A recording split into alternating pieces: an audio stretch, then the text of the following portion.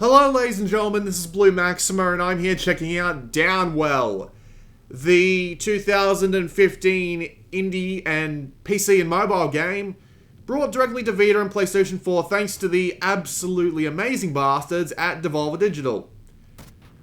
So, we'll just hit start real quick because this has a bunch of options and stuff in it. So, we'll go to the options as we usually do.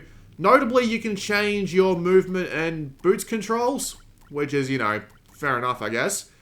There is a reason you want to do this, though, and I'll get to that. You can turn your volume up and down, you can turn your music on and off, but not the best music sliders, but I'll deal with it. Can turn on a timer. You can also turn on tape mode, which is very interesting, because tape mode puts all your stuff up the top there, right? So this is probably meant for some sort of vertical arcade cabinet, until you get to the angle. And you can indeed turn the playfield to the right or the left, so that you can play the game vertically. However, the default controls, excuse me, as I showed before, aren't exactly great for this. So, here's what I recommend. There you go.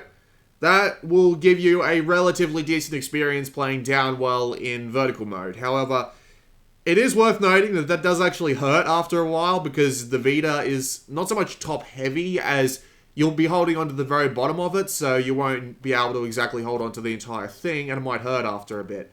We are going to play just in the regular style mode. Here, there are a few borders you can use, including the frogs. The frogs are freaking adorable. They're everywhere, and they don't want to hurt you. They're neat. So, we'll just keep it on the frogs, because why not, right? We've got my stats here. I've been playing for about an hour, and unfortunately I have not finished the game yet. The game's got 4 areas, and I only just managed to get to the 3rd one around the hour mark. And there are, indeed, online leaderboards. When the game decides it wants to load. Anytime now. Or the online scoreboard decides I want to load. So yeah, top collected is, wow, almost 12,000 in one go. Jesus. So, you do have a few unlockables. The more gems you get in-game, the more stuff you'll eventually unlock. So, there are multiple styles that you can use. So, the arm spin style only finds guns, but they can't find that many shops. And the boulder style doesn't get as many upgrades, but they get more HP. I've been sticking with boulder style, because boulder style, is definitely the most useful. And, well, for me, anyway, some people prefer the spinning arm master race, which is a very weird way of putting it. So as you can see down the bottom there is a progress meter. The more gems you get, the more stuff you unlock. And you can also unlock different palettes. And these change the colours of the entire game. However, most of these are quite painful. So I'll just stick with the regular one for now. Anyway, down the well we go. I forgot to rebind my controls, didn't I? Yep. Go me. So here we are in the cavern. This game's control scheme is so simple, you could put it on an Atari 2600 controller and have no ill effects. You're moving around with your left and right buttons, and you can jump with the X button. And you also use the X button, or whatever button you've got it set to fire your gun boots. Yes, your gun boots. You are wearing boots that are also guns. Ow! Fuck off, you stupid bat. You are wearing guns that are also gun boots. What do the gun boots do? Well, they shoot bullets. And shooting bullets in this game is actually relatively helpful because they actually slow you down. So you don't fall down the well and end up running into things completely unnecessary, which I tend to do a lot because I'm a goddamn idiot, right? And the gun boots are very useful in this indeed, because the only time you can reload your gun boots is if you land on the ground. However, you also refill your gun boots if you Goomba stomp something, because yes, Goomba stomping is a thing again. And it's quite wonderful, because it's extremely satisfying to just nail something by just leaning on its head. However, there are some things, like this turtle for example, that can't be shot normally. So you have to land on it, but there are also some things that can't be landed on normally, like these red things here, so you have to shoot them. So you have to be constantly paying attention to what you're about to fall onto, because if you don't, and you land on something that you have to shoot, you will hurt yourself. And the game does have a lot of things like that. And also notably, you can get combos if you stomp on enough things in a row without touching the ground. And that will actually give you gem bonuses for it. Gems are the things that are actually dropping from the enemies that you can see. There are shops that you can spend your gems at. Unfortunately, I don't really have enough to buy an HP max, but I will buy an extra charge. So you can upgrade your health and your charges in this game. And your charge being displayed on the side there. So the game's got this neat system of risk versus reward where you've got an absolute ton of things you can do to both make yourself safer, but at the same time risk getting less gems, therefore being able to get less upgrades. You do get upgrades at the end of every level, but at the same time, having gems to buy stuff from the shop is very useful indeed. So do you want to try and take out an enemy and take a lot of damage in the process? There are also side rooms, as you can see here. They'll let you get extra weapons and extra gems and all that, but hopefully you've been paying attention to the gameplay, and this is rather obvious. So yeah, it balances risk versus reward very well, because do you want to go down slowly, or do you want to try and stomp everything on the way down, or do you want to try a combination of the two, or... Yeah, it's got a lot of ways that it can be played, especially with the different kinds of weapons. There are lots of different weapons. There's like half a dozen minimum. There's a shotgun. I'm currently using the Noppy, which is very easy to aim, but it's kind of a weaker machine gun. There's also a machine gun. A puncher, which is 3 bullets straight down. There's a fair few different kinds of weapons, and they all affect your playstyle quite heavily. I'll swap to the spinning arms style when I die the first time, because it's absolutely guaranteed that I'm going to die the first time, because I have not beaten this game yet. I have put like an hour or two into it on the PC, as well as the hour that I've put into it here, so I'm not completely unexperienced, but that doesn't mean I'm not stupid. So, yeah, I will die eventually. But yeah, I'll show off the spinning arm style, because it does let you see all the different weapons when I die the first time, so that'll be well worth the effort. So yeah, as you can see, I ran out of bullets and I fell a long way down, which means I kind of got stuck with the... idea that I have to be falling through everything really quickly. It's a very nice little situation of risk versus reward. Use all your bullets now, or try and save some for the way down. Ow! Then again, you could just be stupid and walk into a guy like I just did. The game's simplicity is just utter bliss, honestly. I absolutely loved just how so simple this game is, while at the same time being relatively complex. Considering that you have to do very little more than use your aim and fire button, while at the same time having all these different obstacles to avoid. Fuck you. Fuck yous too. Thank God for the rocket jump. I say as I die. But yeah, the game's utter simplicity is what I love the most about it, because... Alright, different style. Let's go with the arm spin. The game's simplicity is what I love about it the most, because there's very little about it that it isn't upfront about. But there's also just a lot of minor little details about it, like these time void areas. You walk into them and time slows down, and it's amazing. Alright, so we got another laser again.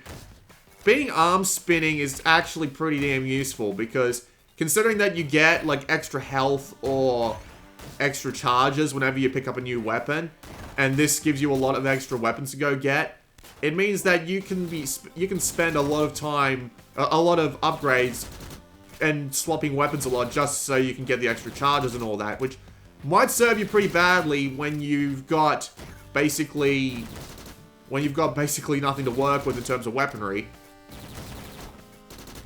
But as soon as you get the upgrade that lets you shoot a weapon to reset it, to pick a different weapon from it, then, well, you're pretty much golden, really. For the most part. You still have to be pretty good. The game is indeed very hard. It's procedurally generated for the most part, so down you go, and the levels are different every time you do. Oh god, these are all good upgrades. Well, I don't need the HP right now. Shoot a gun module or increase my range, my accuracy. What do I want? I probably would definitely want the shoot a gun module to recycle it, because There are some weapons in this game that some people will like and some that won't like. For example, I do not like the triple at all because it feels like a really weak weapon at the best of times. Mainly because it's so inaccurate and spreads out 3 bullets. I mean, that's pretty obvious, but at the same time, I'd much take a shotgun over a triple any day. P, what does P do again? Screw it, shoot it. I got a fucking triple, of course I did. Yeah, triple, you really need to be up close and personal, and if you're gonna be that up close and personal, you might as well just take the shotgun, you know what I mean?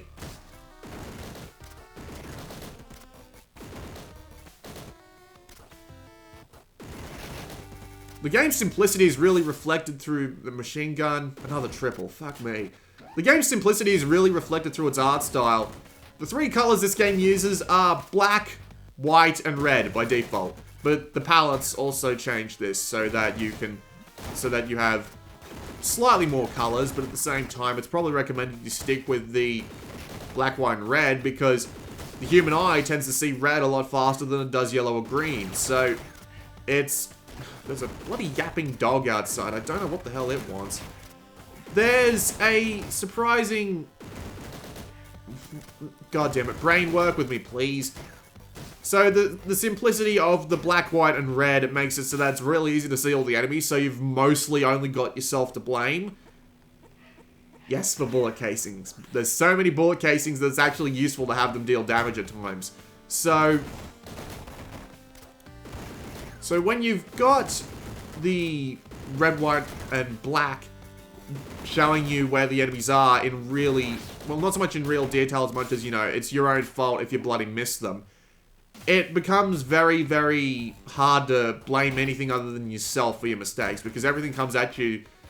Everything comes at you and you can see it very clearly. So it's not like it's the game's fault, but at the same time, if you are falling supremely fast, chances are you're not going to be able to see shit before it kills you. So, you know, your mileage may vary, but at the same time, the absolute majority of the time, it's usually the game's fault if you take a hit. Like, I got myself into a corner there. That was a very bad idea. B. What's B again? Burst. Yeah. Burst isn't too bad. 3 bullets straight down, and you can... It fires faster than most of the other guns, so you can put a ridiculous amount of lead down range, and it's also good for bullet casings, so... Yeah. Again, the game's simplicity is its bliss, because you can literally understand... Ow! You can understand everything there is to know about this game within 2 minutes of starting it up, so... It's... That was a stupid mistake on my part. You can understand everything you need to know within 2 minutes, and it's great. So, if that dog would fucking shut up. What the hell does it want? Jesus. Alright, so let's play some more Boulder, because why not? You've seen the majority of the weapons at this point. And it's more representative of the game where you can see shops and stuff as well. So, there you go. So yeah. I really love Downwell. I think it's brilliant. Its soundtrack, its graphics, its gameplay, everything about it is just mirror shine in polish, but so simple as in that you don't feel confused, you don't feel threatened, you don't feel like it was anything other than your fault when you lose. It's an absolutely fantastic mix of difficulty, of gameplay, of you name it. It's done it extremely well in spades. And you know what the best part is? It's 50 meg and $5. So, it's cheap, it'll fit on anyone's memory card or even the Slim Vita's internal storage. I did that to myself. It'll fit in all of that.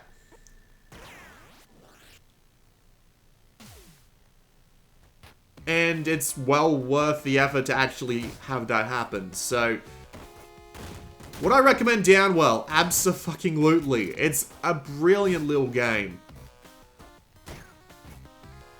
It's a fantastic throwback. It's great on its own. It's got cool ideas, but at the same time, it's also...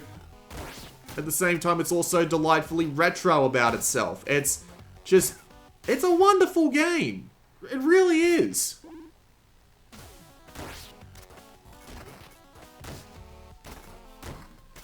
Just... I have trouble finding any sort of negative to complain about in Downwell, which is, I mean, this is me we're talking about. I could find a negative in some guy giving $1 million to charity. So me saying that I can't find anything to complain about in Downwell, alright, well, that's a lie. I have one thing I can complain about. Most of these pallets are freaking useless. Like, some of these are freaking blinding. It's ridiculous how bad they are. But anyway, there is like 30 of them though, so I mean, surely you'll be able to find something you like. So yeah, I can even find a positive in that. Who would have thought? But yeah, I fully recommend Downwell. Devolver Digital are really good about... I did that to myself. Are really good about picking games to bring to PlayStation that are just, like, wonderful indie titles. They're really, really good about that. So, I can't help but, like, love Devolver even more for basically just knowing exactly what to bring to the platform. Ow! Damn, it was off the ground a second too late. Let's see. It's another gem pile.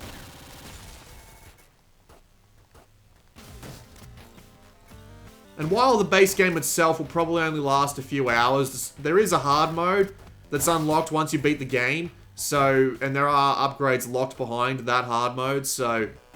Man, really bad situation here. HP in charge. And yes, the time voids are abusable to all hell if you know what you're doing. Thank God for that. While it only lasts a couple of hours, and then you've got like the hard mode, which has extra unlockables and also lasts a couple of hours. For $5, this is a wonderful deal. Hell, I'd pay 10 for this. 15 might be pushing it a little, but for $5, and that's the regular price. It's on PC. It was like on PC and mobile, I should say, it was $2.50. But at the same time, you are getting the PS4 version with this because it is cross-buy. So yeah, it is absolutely worth that price. It is a wonderful little game. So I have absolutely no arguments against it. Should be something in every Vita's... on every Vita's memory card. Absolutely. I'm just happy I got to the Catacomb, so now you can see the second area. Which is annoying because they get rid of every enemy, well, almost every enemy from the first area except the bats. The bats are the most annoying thing about Area 1, so of course they have to keep them around, and I just walked all over the spiked floor. So yeah, this area is even more insane. And then you've got an underwater area where you have to replenish all your oxygen, and that's even worse.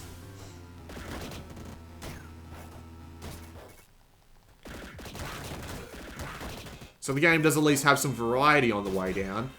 Well. I'm sorry. Just gotta try and... There we go. Goomba stomping. Who would have thought? Hi. I can see you. Get over here. Thank you.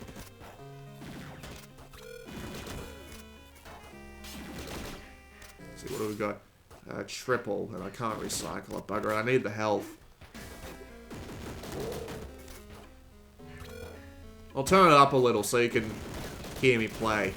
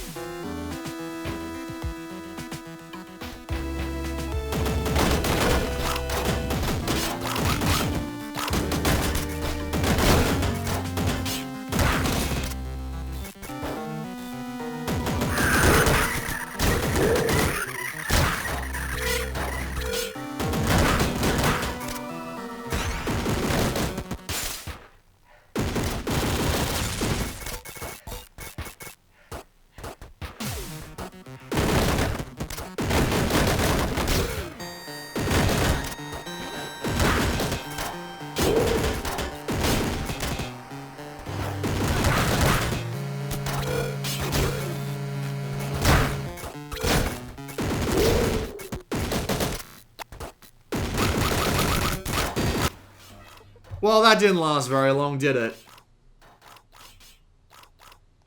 So, I unlocked a new palette, and I get to go back to the surface. It's a lovely little, melancholy little thing up here at the top of the well. It's a shame there's no secrets up here, like, you know, go left, unlock something. But oh well. That was a look at Downwell. It's wonderful and you should buy it. Like, right now. It's $5. You've probably got enough spare from having to buy $20 cards for, like, $30 games or something like that. So go buy it right now. You won't regret it. This has been Blue Maxima, and I'll see you all next time.